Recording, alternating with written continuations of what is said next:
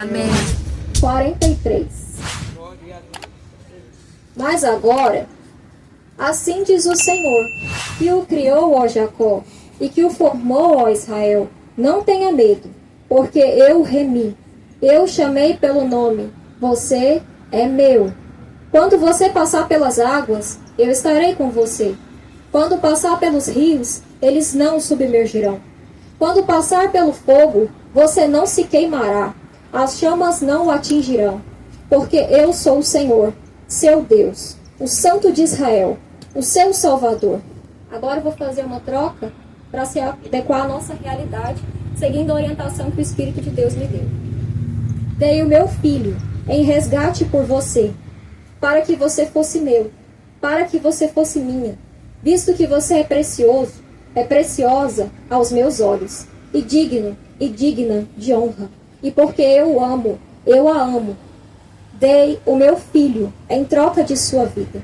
Não tenha medo, porque eu estarei com você. Agora pula para o 13. Ainda antes que houvesse dia, eu sou, e não há quem possa livrar alguém das minhas mãos. Agindo eu, quem o impedirá? Amém. Glória a Deus. Podem se assentar, por favor? Amém. A palavra de hoje está em Isaías 43.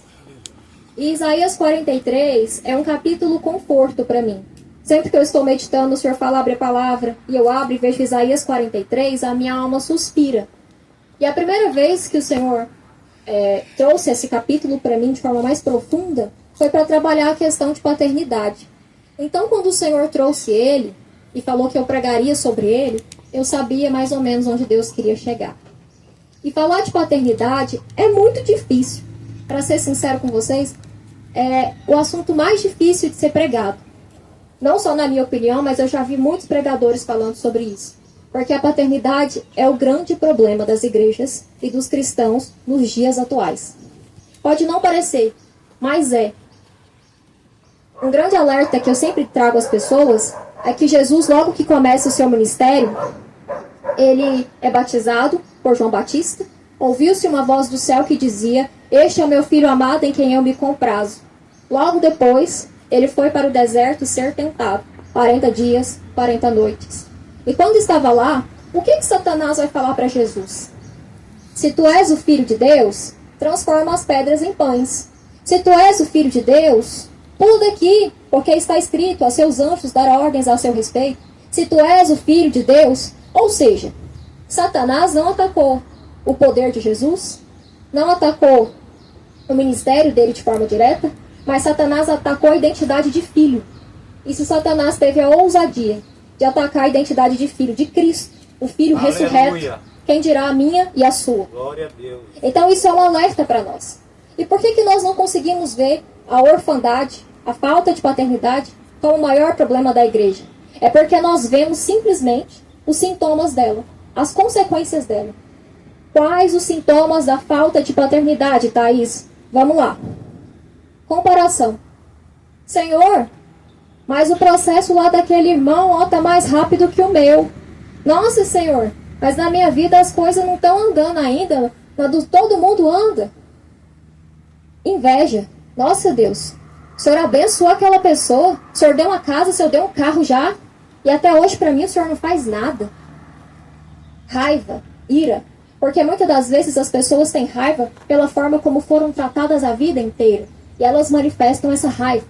Outros são rebeldes, porque querem lutar contra o sistema, porque querem lutar contra tudo, contra todos. Outros são tristes, aflitos, oprimidos, têm um sentimento de desconexão com o mundo. Acha que ninguém o entende, que ninguém o percebe, que ninguém o vê. Outras pessoas vão manifestar vícios. A pessoa tem um vazio muito grande dentro de si e ela vai tentar preencher com alguma coisa. Droga, bebida, prostituição. Mas não só isso. Comida, doces, telas, redes sociais, filmes, séries. Cada um vai preencher de uma forma. Outras pessoas vão manifestar incredulidade. Nossa, Deus, o Senhor falou que ia fazer 5 anos, 10 anos, nada. E aí a gente faz uma das coisas mais graves. A gente passa a transpor as nossas relações com as pessoas para Deus. Se todo mundo me abandonou, de certo Deus me abandonou. Se ninguém liga para mim, de certo Deus não liga para mim. É assim mesmo, sempre foi assim. E aí a gente vai vendo como a orfandade é o grande problema das igrejas. Só que nós não vemos ela como um todo, nós vemos apenas os sintomas. E eu sei que pelo menos um desses sintomas cada um de vocês tem. E por que você está pressupondo isso? Porque quando o Senhor me deu essa palavra, Ele falou de forma muito clara: a minha igreja é órfã.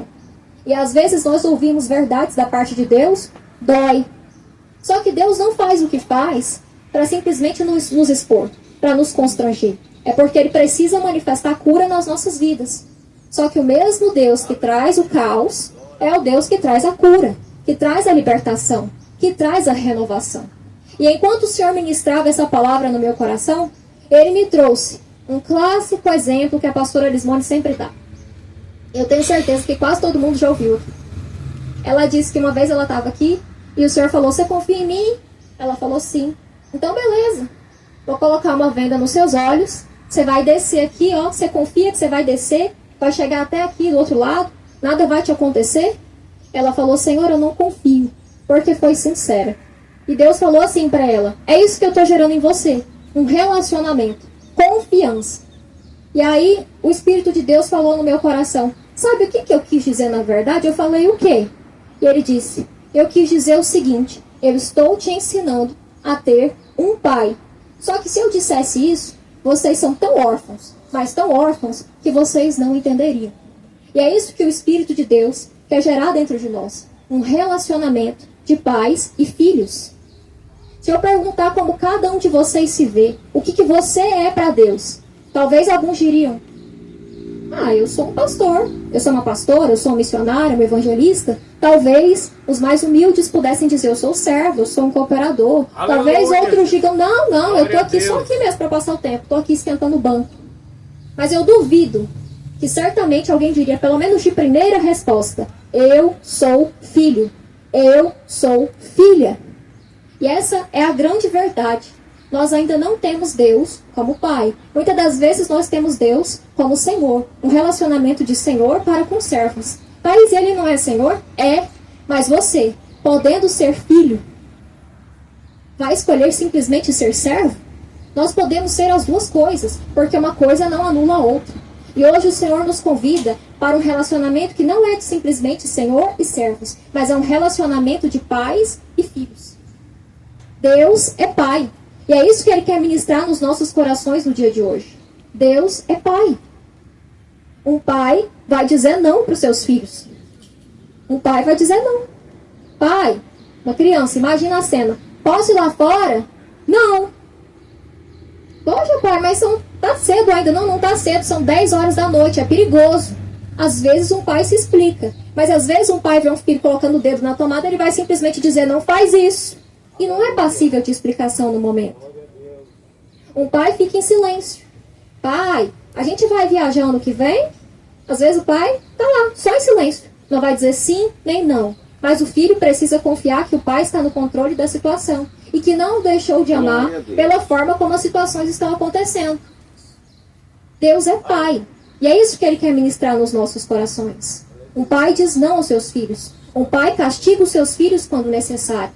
E o pai espera que o filho não fique de birrinha. Ou diga: eu não vou fazer mais nada. Eu não quero saber do Senhor. Simplesmente porque está sendo disciplinado. Deus é Pai. É isso que Ele quer ministrar hoje. E a palavra do Senhor que nós lemos é muito clara. Quando passares pelas águas, eu estarei contigo. Quando passares pelos rios, eles não submergirão. Quando? É um adjetivo. Perdão, é um advérbio. É um advérbio temporal. Ou seja, vai acontecer. Se Deus tivesse usado se, seria uma hipótese. Poderia ou não acontecer nas nossas vidas. Mas Ele usou quando? Para nos dar a certeza de que isso vai acontecer. Nós passaremos pelas águas. Mas uma certeza nós temos. O Senhor passará conosco. O Senhor está no controle de todas as coisas. O Senhor está no controle da situação das nossas vidas. Quando passares pelas águas, eu estarei contigo. Quando passares pelos rios, eles não submergirão. Lembra de Moisés, quando estava saindo da terra da escravidão, junto com aquele povo, aquela multidão. Eles estavam indo. De repente, eles se dão conta de que Faraó e todo o seu exército mudaram de ideia. Estão indo atrás deles. Eles olham para a esquerda, olham para a direita, não tem saída. O único caminho à frente é o mar vermelho. Moisés, em desespero, começa a orar. De repente, Deus olha para ele e fala: por que você está orando, Moisés? Estende o cajado que está nas suas mãos. E imediatamente Moisés estende o cajado e o mar se abriu. O Senhor me deu uma palavra. Aquele povo estava em estado de desespero. Sabe o que é olhar para um lado, olhar para o outro e não ver saída, não ver salvação?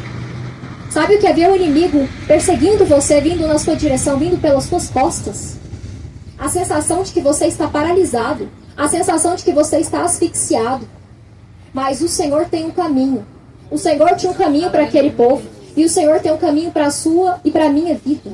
O Senhor falou ao meu coração: ninguém vai morrer sufocado. Ninguém vai morrer asfixiado. Ninguém vai morrer com síndrome do pânico. Ninguém vai morrer nesse estado de angústia. Porque o Senhor tem um caminho para as nossas vidas. Aquele que está no controle de toda a situação. Aquele que não dorme, não dormita. Está no controle das nossas vidas. Deus tinha um caminho de salvação para aquele povo. E é o mesmo Deus que tem um caminho de salvação para as nossas vidas. Sabe por quê? Porque Ele é o nosso Pai. De igual forma, lembra de quando Pedro estava no barco junto com os outros discípulos? E uma grande tempestade os afligiu. De repente, eles veem uma figura caminhando sobre as águas. E pensam que é um fantasma. Eles não reconhecem Jesus. E quantas das vezes nós estamos com Jesus e não reconhecemos Ele? Quantas das vezes nós questionamos o poder de Deus? Quantas das vezes a gente pensa: será? Será que é Ele mesmo? Será que Ele vai fazer? Eles caminhavam com Jesus e não reconheceram Jesus. Não reconheceram a voz de Jesus. E quantas das vezes nós não estamos reconhecendo a voz de Cristo nas nossas vidas? Até que de repente Pedro olha e diz: se é o Senhor mesmo, fala para mim ir caminhando sobre as águas. Jesus disse: vem. E imediatamente Pedro começa a andar sobre as águas. Nós temos uma única certeza na nossa vida. Quando o mar não se abre, Deus nos chama a andar sobre as águas. Aleluia. Deus nos chama a andar sobre as impossibilidades. Aquilo que era medo, aquilo que era temor, aquilo que estava causando agonia dentro da alma de Pedro, o Senhor coloca ele justamente para pisar em cima. É o Senhor dizendo a mim e a você: não vai te matar, não vai te destruir, porque maior sou eu na sua vida. É isso que Deus faz por mim e por você. Ele é o Deus que abre caminho. Ele é o Deus que coloca a gente para andar sobre os obstáculos, sobre o mar. E aquilo que era uma impossibilidade se torna algo muito palpável. Foi isso que Deus fez com Pedro. E sabe o que eu acho mais incrível nessa história? É que Jesus estava distante. E ainda assim, quando a incredulidade entrou dentro de Pedro, ele gritou: Jesus! Imediatamente, Jesus segurou na mão dele. Isso é para mostrar para mim e para você que às vezes a gente acha que Jesus está longe, mas Ele está mais perto do que a gente imagina. Ele está no controle das nossas vidas. Quando passares pelo fogo, você não se queimará. Aleluia. E como não lembrar de Sadraque, Mesaque e Abednego? Nabucodonosor falou: vocês vão se curvar diante de mim. Não vamos não. Vocês vão se curvar. Não vamos não. Vocês estão confiando no Deus de vocês? Escuta aqui, Nabucodonosor. Se Ele fizer, Ele é Deus. Mas se Ele também não fizer, Ele continua sendo o nosso Deus. O que eles estavam dizendo é o seguinte: eu sirvo a Deus pelo que Ele é, não pelo que Ele pode fazer, não pelo aquilo que Ele pode me oferecer. Eu sirvo a Deus porque eu o amo. Eu sirvo a Deus porque Ele é meu Pai. Então, se Ele fizer e se Ele não fizer, Ele continua sendo meu Deus. Está tudo certo. Nabucodonosor manda aquecer a fornalha 7 vezes. E eles vão para a fornalha. Porque muitas das vezes o Senhor não nos livra de passar pelos obstáculos. Mas Ele está conosco. Entraram 3 homens amarrados, assim a palavra nos diz. Mas Nabucodonosor olha de longe e vê 4 homens. Um deles tinha o aspecto do filho do Deus vivo. E os outros 3, que entraram livres, ou que entraram amarrados, mas que agora estavam livres. Alguns dizem: eles não foram queimados, nada aconteceu. Mentira! As amarras que estavam sobre a vida deles foram destruídas. E é isso que o Senhor faz. Muitas das vezes, Ele nos leva para o fogo, para sermos purificados, para sermos transformados. Para quê? Para que aquilo que ainda é uma amarra na minha e na sua vida caia por terra. E hoje todas essas amarras, todas essas cadeias, toda essa diadema do inferno cai por terra. Porque o Senhor, assim como fez com ele, vai destruir isso das nossas vidas. Porque esse é o nosso Deus. Nabucodonosor olha para aquela situação e diz: agora eu sei que só existe um Deus. E o nome do Senhor foi glorificado. Que o nome do Senhor seja glorificado nas nossas vidas. Thaís, mas é difícil demais. Eu sei. Thaís, mas você não está entendendo. Eu sei. Deus nunca disse que seria fácil. Nunca disse. E nós precisamos entender uma coisa: não vai ser fácil mesmo. Thaís, mas é difícil demais. Eu sei. Mas o Espírito de Deus me trouxe aquela metáfora que Jesus vai contar. Não construa sua casa na areia, mas construa sua casa na rocha. Quando eu era criança, eu ouvia uma música da Cristina Mel Kids, incansavelmente. E a música era Não Construa Sua Casa na Areia. E de repente o Espírito de Deus começou a trazer essa música de novo para minha memória. Desbloqueando uma memória. E eu entendi que o Espírito de Deus, desde que eu era criança, estava ministrando isso no meu coração. Não construa a sua casa na areia. Não a construa na beira do mar. Você está construindo a sua casa na rocha, vai dar trabalho mesmo. Thaís, mas parece que as coisas são mais difíceis para mim. Parece que na minha vida você não está entendendo. Quando eu penso que vai acontecer, não acontece. Parece que eu estou dando um passo para frente assim, ó, parece que eu me puxa para trás. Thaís, é difícil demais. Não parece que é difícil. É difícil, porque você está construindo a sua casa na rocha. Dá trabalho. Você vai suar, você vai se esforçar. Você vai ter que pagar um preço danado. Dá trabalho, porque você está construindo a sua casa na rocha. Mas entrou dentro das nossas mentes uma mentalidade do inferno, um espírito de engano do inferno, que nós passamos a olhar para as pessoas ao nosso redor e dizendo: olha lá, tá mais fácil para fulano. Olha lá, as coisas estão acontecendo para fulano. E o Espírito de Deus me disse: para com isso. E fala para a minha igreja parar com isso. Porque vocês estão morrendo, e essa comparação nem justa é, porque vocês estão se comparando com pessoas que estão construindo a casa na areia. Glória a Deus, aleluia, Jesus. Thaís, mas é mais fácil construir a casa na areia? 1000 vezes mais. Mas vem uma tempestade, derruba. Vem um vento, derruba. Logo, logo desmorona. Construir a sua casa na areia é viver uma vida de aparências. E Deus não nos chama para viver uma vida de aparência. Deus nos chama para viver aquilo que é concreto, aquilo que é realidade. Aquilo que olhos não viram e ouvidos não ouviram. É o que o Senhor tem para nós. Aquilo que não chegou no coração humano é o que o Senhor tem para as nossas vidas. Aleluia. Só que construir isso vai dar trabalho. Passar por esse processo vai dar trabalho. Pare de se comparar com as pessoas ao seu redor. Thaís, mas até Asaf fez isso. Asaf fez isso sim, meus irmãos. Só que de repente a palavra diz que ele foi para o templo orar. Em outras palavras, Asaf foi para o círculo de oração. E aí Asaf viu que era grandiosidade mesmo diante de Deus. Sabe essas pessoas que a gente vê, muitas das vezes fazendo tudo de errado, fazendo tudo que não presta, até mesmo no meio cristão? Se Deus quiser salvar essas pessoas, Ele vai salvar. Talvez até no último instante de vida, no último sopro de vida, Deus vai salvar. Mas se Deus vai salvar a gente, se Deus vai salvar eles, o que é que eu ganhei? Você ganhou seu relacionamento com Deus. Eles vão chegar lá, meus irmãos, sem nada. Mas você naquele grande dia vai estar diante de Deus. Você vai dizer: Senhor, com todas as minhas falhas, Senhor, com todos os meus pecados, Senhor, eu tentei ser fiel a Ti. E essa é a única coisa que ninguém pode tomar de você, o seu relacionamento com Deus. Mas a gente entrou dentro dessa mentalidade do inferno, de achar que isso aqui não vale a pena.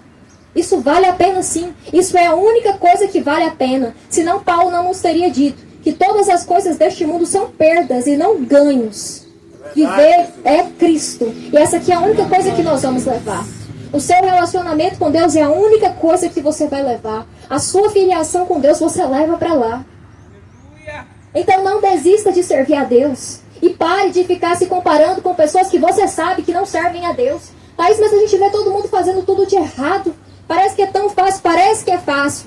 Talvez seja mais fácil, mas não é isso que Deus tem para nós. Lembra daquilo que Paulo escreve a Timóteo, seu filho espiritual, Timóteo, eles podem, você não. E é como se o Espírito de Deus estivesse dizendo para nós hoje: eles podem, vocês não.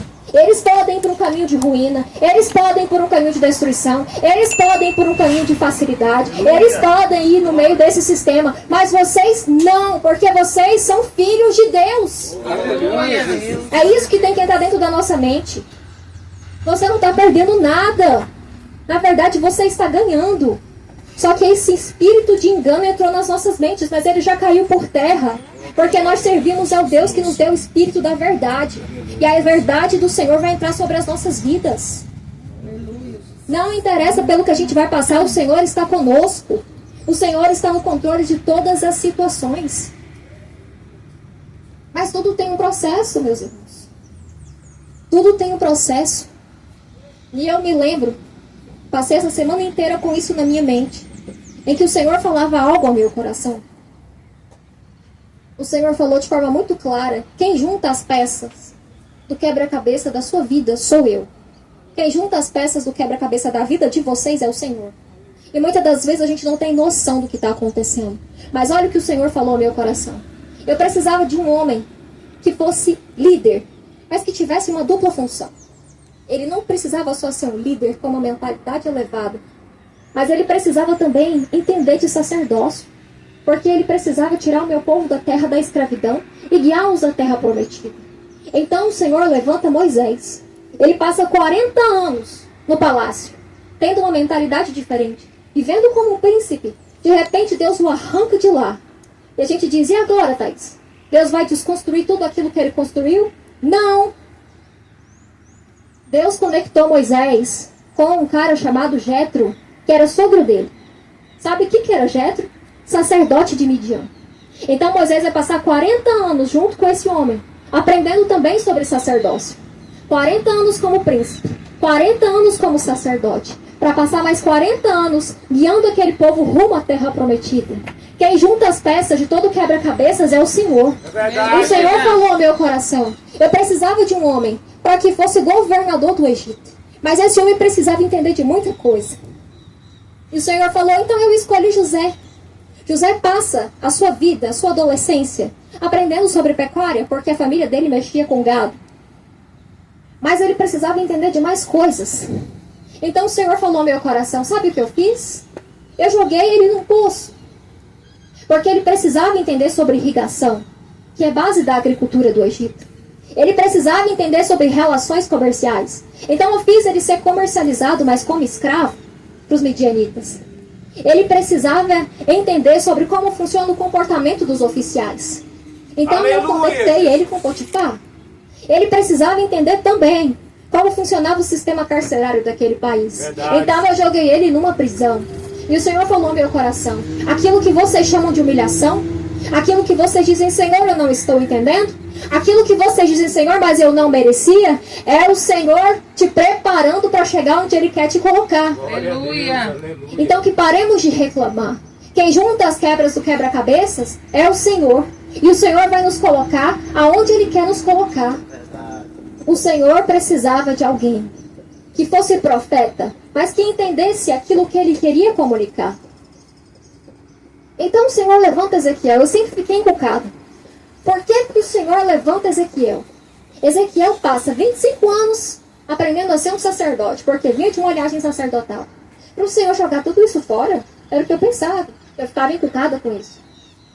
Até que o Senhor falou: ele precisava desse treinamento. Porque o Senhor vai dar para ele visões do tempo. Visões que ele só entenderia se ele tivesse visto o templo de perto. Se ele conhecesse como funciona cada estrutura. E quando o Senhor passa dessas visões do templo para Ezequiel, Ezequiel sabia exatamente do que Deus está falando. Por quê? Porque ele passou por um árduo treinamento de 25 anos numa linhagem sacerdotal. O Senhor falou: eu sei o que eu estou fazendo. Sou eu quem junto as peças desse quebra-cabeças. E muitas das vezes a gente não entende. Nós achamos que Deus perdeu o controle da situação, quando Ele nunca perdeu o controle da situação das nossas vidas. Mas sabe o que eu acho mais lindo na história de Ezequiel? É que mesmo quando ele achou que estava abandonado e esquecido na Babilônia, onde ele estava às margens do rio Quebar, e os céus se abriram, e o Espírito do Senhor falou ao meu coração: eu sou o Deus que abre o céu no território do inimigo. Esse é o nosso Deus. Porque eu estava aqui sentado e eu falei, Senhor, mas olha o que o Senhor for construir a sua igreja. No meio do furacão, no meio do caos, porque aqui tudo ao redor tem centro espírita, perto de um cemitério. O Senhor falou assim, eu sou Deus, que escolho o que quero fazer. Eu sou Deus, que escolhi manifestar a minha glória no território do inimigo. E se Deus manifestou a sua glória, meu irmão, acabou. Satanás pode tentar o que ele quiser. Ele pode titubear, ele pode ameaçar, ele pode vir com tudo. Mas nada adianta, porque o Senhor escolheu abrir os céus aqui. O Senhor escolheu abrir os céus nas nossas vidas. O Senhor escolheu manifestar a sua glória na nossa vida. Nós não estamos esquecidos. Nós não estamos abandonados. Nós estamos passando por um processo. E o Senhor está conosco no meio desse processo. Só que às vezes a gente precisa lembrar disso. Deus está conosco. Ele não perdeu o controle da situação. E tudo leva um tempo. A gente acha que vai acontecer facilmente. Não, Deus me falou que me levaria a tal lugar. Pronto. Não é assim que as coisas funcionam. Sabe quantos anos demorou para José assumir o governo do Egito? 13 anos. Demorou cerca de 15 anos para Davi assumir o trono. Abraão espera 25 anos para Isaac nascer. Noé passa 120 anos construindo uma arca e pregando o evangelho. E a gente acha que as coisas na nossa vida vão acontecer de um dia para o outro. Não vai. Porque o Senhor está nos preparando. Mas no meio dessa preparação, Ele está conosco. Aleluia, Jesus. Deus está conosco. O final de Isaías 43 talvez seja uma das minhas partes favoritas. Porque Deus vai dizer o seguinte: antes que houvesse dia, eu sou. O que Deus está dizendo é o seguinte: antes que fosse determinado o tempo, eu já existia. É por isso que 1000 anos para Ele são como um dia, são como um piscar de olhos. Antes que houvesse dia, eu sou. Antes que os firmamentos da terra fossem criados, Deus já existia.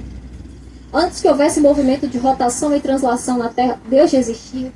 Antes que o calendário fosse criado, Deus já existia. Ele está no controle de todas as coisas. Eu sou. É assim que Deus se define. E a gente ama usar isso. Deus é poderoso. Deus é valente. Verdade. Mas a gente não para pensar que Ele é o que é. E se Ele é o que é, Ele é o meu Pai. O eu sou é o meu Pai. E se Deus, o Deus Criador, o Deus que está no controle de todas as coisas, o Deus que existe mesmo antes do tempo, é o meu Pai, eu posso descansar em paz. Ele vai dizer o seguinte: não há quem possa escapar das minhas mãos. Eu tenho uma notícia para vocês, não adianta fugir. Porque ele é muito claro, não há quem possa escapar das minhas mãos. O ímpio está nas mãos de Deus, o justo está nas mãos de Deus, o inferno está nas mãos do Senhor, todos os principados, todas as potestades, o Leviatã, ele mesmo diz que ele pesca o Leviatã. Tudo está no controle do Senhor. Não há quem possa escapar das mãos dele. E talvez existem pessoas aqui oscilando. Talvez eles ficam um tempo firmes, às vezes vão, às vezes fica indo e voltando, e o Senhor tem uma palavra para vocês. Vocês não vão sair das minhas mãos. Então é melhor vocês se submeterem logo. Porque não é vocês que escolhem se vão ter um pai ou não, é Ele que nos escolhe. E Ele escolheu cada um de vocês para ser filhos. Então não adianta mais ficar nisso. Você não tem o controle da sua vida. Deus, o Pai, tem o controle das nossas vidas. Você não pode escapar das mãos de Deus. Você pode fazer o que você quiser. Você não vai escapar das mãos de Deus. Aleluia. Deus tem um futuro de salvação para as nossas vidas. Glória a Deus. Poderia dizer Deus tem bênçãos, Deus tem prosperidade, mas nada disso importa. O que mais importa é que Deus tem um futuro de salvação para as nossas vidas. Glória a Deus. Agindo eu, quem o impedirá? Quando Deus resolve agir nas nossas vidas, acabou. Thaís, mas parece que está tudo travado. Deus está dizendo, agindo eu, quem impedirá? Thaís, mas parece que eu não tenho condições. Agindo eu, quem o impedirá? Vocês não estão entendendo. Não há ferrolhos, nem portas que se fechem diante da voz dele. Não tem doença, não tem culpa que sejam capazes de ficar de pé diante de nós. Ele é o Deus que acalma as tempestades. Ele é o Deus que acalma os ventos. Ele é o Deus que está no controle mesmo quando estamos cercados de fogo. Aleluia, Jesus. Ele está no controle de todas as coisas. Glória a Deus.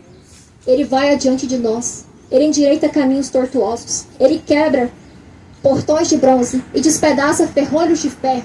Ele está no controle de todas as coisas. Quando uma porta se fecha, acabou. Mas quando Deus abre uma porta, ninguém pode impedir. Ele é o nosso Deus. E quando Ele resolve agir, acabou. Ninguém pode impedir o agir de Deus nas nossas vidas. Ninguém pode tirar de nós a nossa filiação. E a palavra do Senhor diz que o nosso espírito clama, Abba, Pai. O Espírito de Deus clama ao nosso espírito, Abba, Pai. Ele é o único que pode devolver a nós a nossa filiação. E essa passagem de Isaías 43, ela é muito simbólica, porque ele diz, você tem valor, você é precioso aos meus olhos, você é precioso aos meus olhos. E eu não sei pelo que cada um aqui passou. Talvez muitos tenham passado por um cenário de abandono. Talvez muitos aqui tenham se desiludido com as pessoas. Mas fato é que aquele que é, o nosso Deus, Ele é pai dos órfãos, marido das viúvas. Eu amo como Ele se define assim, porque é como se Ele dissesse na minha e na sua vida, para cada ausência que você tem, eu sou suficiente para preencher. Aleluia. E Deus é suficiente nas nossas vidas. Às vezes nós vemos as pessoas aqui, em pé, pregando, e nós podemos pensar assim, essa pessoa, ela não tem muita noção de causa do que ela está falando. Mas eu quero dizer a vocês que, na maioria das vezes, nós temos sim muita noção de causa daquilo que nós estamos falando. Eu nunca convivi com meu pai. Meu pai saiu de casa quando eu tinha uns 4 anos de idade. Eu projetei todo o amor que eu tinha por ele também na minha mãe. Só que às vezes as pessoas não podem nos amar nem na posição inicial que nos ocupam. Quem dirá quando a gente projeta outras. E assim eu vivi. Só que quando, há uns 5 anos atrás, precisamente, eu tive um verdadeiro encontro com Deus. E o Senhor ocupou todo lugar que havia na minha vida. Glória a Deus. Só que quando Deus ocupa todo lugar que tem na nossa vida, isso também dá margens para muitos afastamentos. Eu perdi as minhas amizades. Eu tinha uma amiga de infância, de mais de 20 anos. E vocês brigaram? Não. Simplesmente, às vezes, Deus resolve arrancar as pessoas da nossa vida. E eu queria ser diplomata, era meu sonho. O Senhor falou, não é isso que eu tenho para a sua vida. Então o Senhor mais uma vez arrancou meu sonho. Só que o golpe final mesmo, e eu estou falando isso só porque Deus me pediu para falar, porque eu não gosto de falar muito da minha vida. O golpe final mesmo veio quando um dia eu ouvi da minha própria família, não dá mais para a gente te acompanhar. Você ora mais que a gente, a sua vida se tornou só Deus, você não pensa mais nas outras coisas, não dá mais. E a minha própria família parou de falar comigo. E se eu dissesse para vocês que é fácil, Fortalece, Senhor. Aleluia, Jesus. chamado de muita coisa pesada, pesada Como mesmo. queima, Senhor. Aleluia. Muitas pessoas já tentaram me impedir de fazer a obra de Deus. E você está falando isso para se vitimizar? Não. Eu estou falando para vocês Coração, Senhor. que eu estou de pé. Só tu és. Glória a Deus. Poderoso. Aleluia. Todo poderoso. Aleluia. Forte Em Deus. todas as glória. minhas ausências, eu estou de pé. Aleluia. E um dia, o Senhor usou uma senhora que eu nunca tinha visto na vida. Príncipe da E ela paz. falou o Aleluia. seguinte, ela falou assim, Glória a Deus. Deus é seu pai, Aleluia. Deus é sua mãe, Deus é seu irmão, Deus é seu amigo, Deus é seu professor. E imediatamente eu soube aquilo que ela queria comunicar para mim. Em todos os seus vazios, Aleluia. Deus é capaz de preencher. Então, em todos os vazios que cada um de vocês carrega, Deus é capaz de preencher. Nós temos duas escolhas na nossa vida. Aleluia. Nos vitimizarmos, nos Glória tornarmos a Deus. pessoas amarguradas, ou nós entregarmos todo esse vazio que nos foi causado para que Deus possa preencher. Oh, glória. Essa é a escolha que Deus tem para as Aleluia. nossas vidas. Santo é o Que Senhor hoje Deus todo o Senhor possa ministrar o nosso coração. Aleluia. Que hoje o Senhor possa nos abraçar. Que hoje o Senhor possa nos aquecer com o Espírito que só Ele pode nos dar. Nós somos filhos. Vocês não são órfãos. Nós temos um Pai. E o nosso Pai é muito bom. Talvez a gente não entenda o agir dele. Talvez a gente ache que às vezes Ele está distante, mas Ele não está. O Senhor está no controle das nossas vidas. O Senhor está nas situações das nossas vidas que nós não podemos compreender. O Senhor ama cada um de vocês de uma forma extraordinária. O Senhor sente também orgulho de cada um de vocês de uma forma extraordinária. Porque esse é o amor do Deus Pai, sabia? Aleluia. Esse é o amor de Pai. Muitos conhecem a Deus só como Senhor, mas eu tenho conhecido a Deus como Pai. Não em sua plenitude, mas eu tenho conhecido. Aleluia. Sabe o que é você conversar com Deus e o Senhor dizer, Thaís, eu tenho orgulho de você porque você fez algo difícil. Thaís, eu posso te ensinar isso. Nos meus aniversários, o Senhor me acorda e me parabeniza. Sabe o que é isso? É Deus Pai. Aleluia. É isso que eu desejo que cada um de vocês conheça. A abordagem de Deus como Pai. Que o Senhor abrace cada um de vocês. Vocês não são definidos pelo passado de vocês, nem porque nenhuma pessoa disse a respeito de vocês. Eu declaro em nome do Senhor Jesus Cristo que todas essas palavras malditas saiam da alma de vocês. Que elas vão para o quinto dos infernos sem retorno, retaliação ou transferência. Porque ninguém pode definir vocês, porque Deus já definiu. Vocês são filhos. Nós somos filhos. E se somos filhos, somos herdeiros. Herdeiros de Deus e cordeiros de Cristo. Então nós temos uma herança. Nós estamos amparados. Vocês não estão só. É isso que o Espírito de Deus quer comunicar a cada um de vocês. E o Senhor me pediu para colocar uma música que justamente vai manifestar o amor dele pelas nossas vidas.